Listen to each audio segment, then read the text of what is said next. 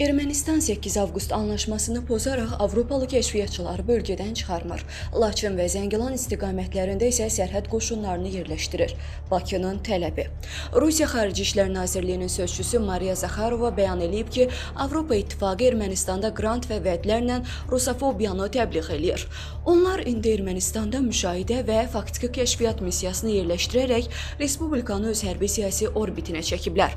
Zakharova qeyd edib. Zakharovanın bu açıqlaması Azərbaycanı da yaxından maraqlandıran Avropa İttifaqının sərhədimizdə daha nə qədər qalacağı mövzusunu aktuallaşdırıb. Yada salaq ki, Avropa İttifaqının Ermənistandakı müşahidə missiyasının fəaliyyət müddəti daha 2 il uzadılıb. Bu qərara əsasən Avropalı müşahidəçilər 2027-ci ilin fevralın 19-una dək Ermənistanın Azərbaycanda sərhədyanı rayonlarında qalacaqlar. Bakı ilə İrəvan arasında faktiki sülhə baxmayaraq Ermənistanda hələ də fəaliyyət göstərən Avropa İttifaqı monitorinq missiyası həftə sonu Ermənistan-Azərbaycan sərhədində 7000-ci monitorinq keçirib. Missiyanın rəhbərliyinin bu münasibətlə dərc edilmiş bəyanatında yubiley patrolunun sərhədin hansı hissəsində aparıldığı göstərilmir. Rəsmi Bakı dəfələrlə bildirib ki, artıq Avropa İttifaqının müşahidə missiyasının Ermənistan tərəfindən Azərbaycan sərhədi yaxınlığında fəaliyyətinə ehtiyac yoxdur. Yayda Ağ Evdə paraflanan sülh sazişi mətninin 7-ci maddəsində də yazılır ki, tərəflər qarşılıqlı sərhədə hər hansı üçüncü tərəfin qüvvələrini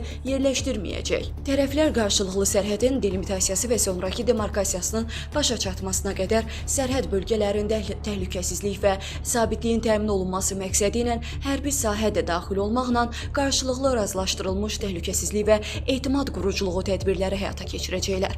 Bu deməkdir ki, regiondakı Avropa İttifaqı müşahidəçiləri Ermənistanın sərhədyanı rayonlarını tərk etməli olacaqlar. Buna baxmayaraq Avropa İttifaqının Ermənistandakı səfiri Vasilis Maragos erməni ictimaiyyətini təmin etmək istəyirəm ki, Avropa İttifaqının missiyası mandatına uyğun fəaliyyətini davam etdirəcək deyib. Maragos deyib ki, Avropa İttifaqı missiyası Ermənistan hakimiyyətinin dəvəti ilə ölkədədir və gərək olduğu müddətdə burada qalacaq.